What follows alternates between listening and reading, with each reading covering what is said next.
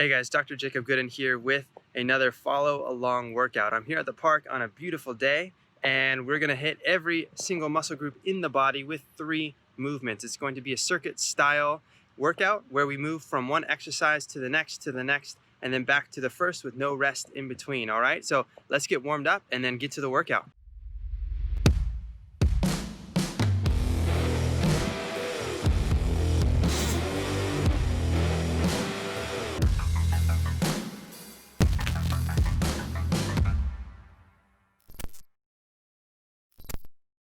Okay, so in the warm-up, we are going to do isometric split squats, where we hold a split squat position with our knee just a couple inches from the ground.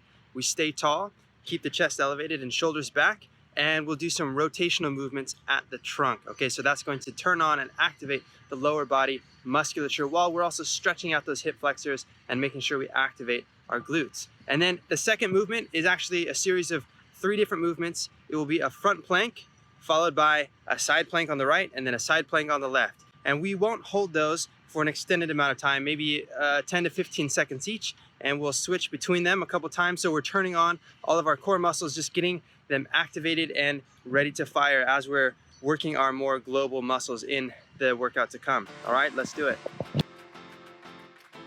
All right, here goes the warm-up. So the first movement is an isometric split squat. I'm going to drop my left knee down, that's my trail leg, and hold that knee about 1 to 2 inches from the ground while activating or turning on the left glute by driving my foot into the ground.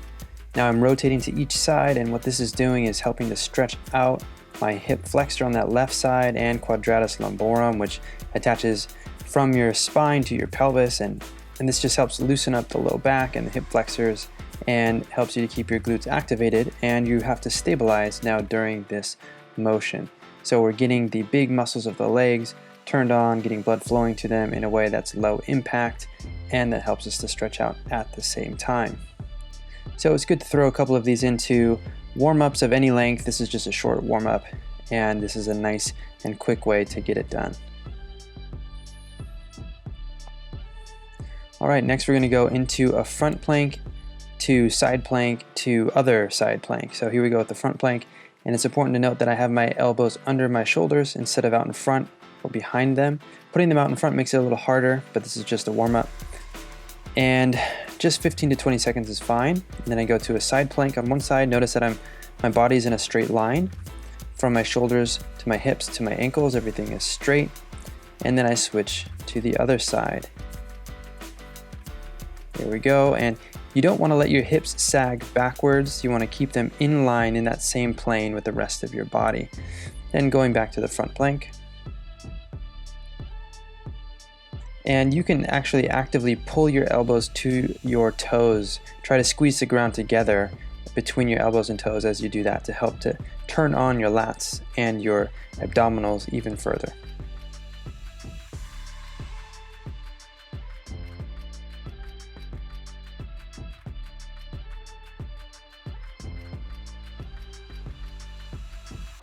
And that's our quick and dirty warm-up for this workout. Okay, the quick warm-up is done, and now we're ready for the circuit. 3 movements. The first are step downs from a ledge, and all you need is a ledge like that, or a similar step, or a sturdy stool or bench that won't tip over while you're standing on it. You'll stand on it with one leg and one leg off the edge, and then you squat down and let that leg that's dangling tap on the ground. I'll show you guys what I mean as we start the workout. And then you come back up. So it's like a single leg squat or like a pistol squat, but you could tap your heel on the ground instead of keeping your leg out in front of you.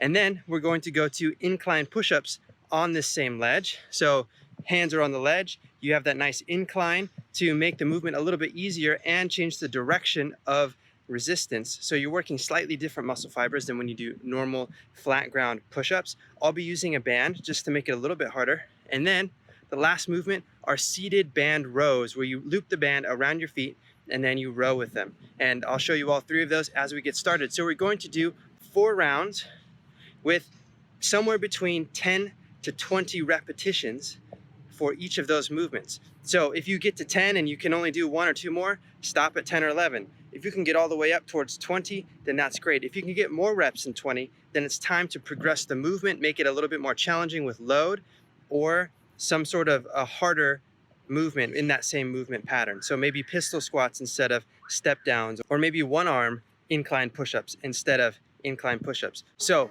choose the movement that works best for you. 10 to 20 reps, 4 rounds. Let's go.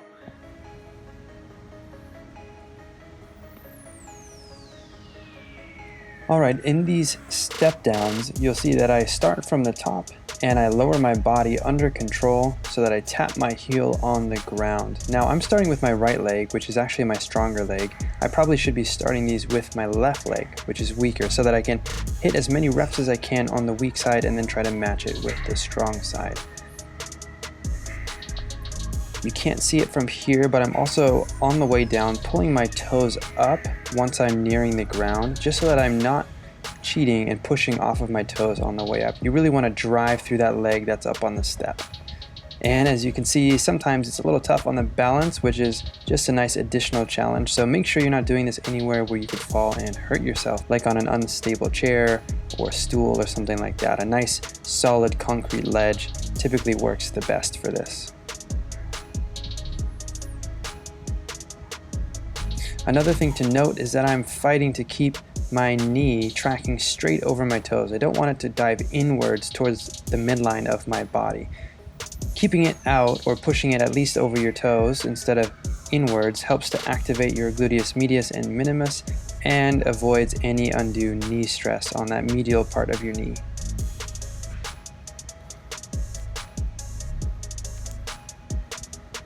Okay, you can see that I'm wrapping the band around my back just to increase the resistance on these incline push-ups. Now, doing push-ups on the incline reduces the amount of weight that your arms feel from your body, just because of the leverage that your body makes with the direction of gravity, and now the angle between your body and gravity. It reduces the moment arm of the resistance weight. So adding a little bit of extra weight is good if these are easy for you, or this might be right in your wheelhouse. If you tend to struggle to hit 10 push-ups, maybe incline push-ups are perfect for a set of 10 to 20 reps.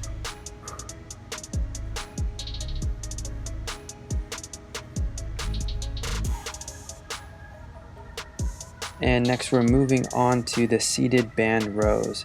Now, the difficulty of these rows will change depending on the size of band that you use, obviously, but also on the relative length of your legs compared to your torso, as well as compared to your arms. I'm fairly long-limbed, so my legs are long, moving the band away from my torso, but then my arms are perhaps even longer in comparison, so it actually reduces the tension that I feel on the bands, which is why I'm using a blue band, which is a little tougher than the green band that I have from this set as well.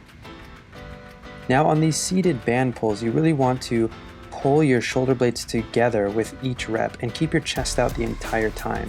As you pull your scapula into scapular retraction. Think about pinching a pencil between your shoulder blades. All right, first round done. Now the key with each round is to count how many reps you get, and then try to match it or even beat it in the subsequent rounds. Now, if you beat it, it means maybe you didn't push quite hard enough in the first round, or you were still warming up. If you can't match it, then that means that you are giving your all on each set, and perhaps maybe that you need to work on your strength endurance. Either way, it's a good challenge to try to match or beat the number of reps. All right, good luck with the rest of these 4 sets. Feel free to crank up the music and keep the video going as you hit 10 to 20 reps on each of these exercises, and I'll see you guys at the end.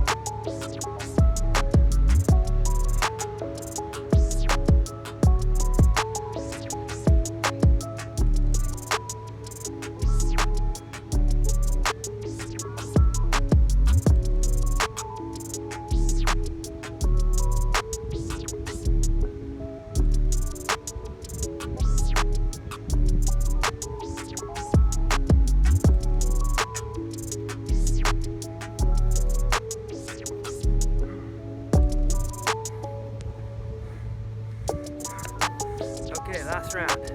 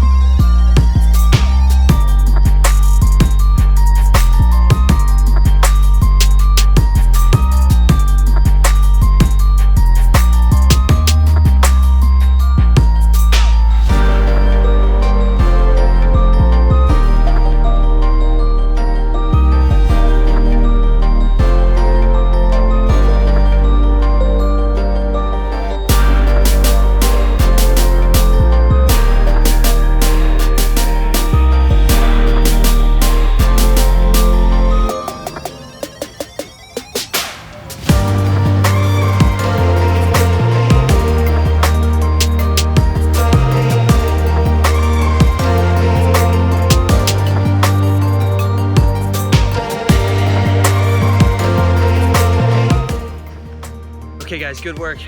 All done, 4 rounds accomplished.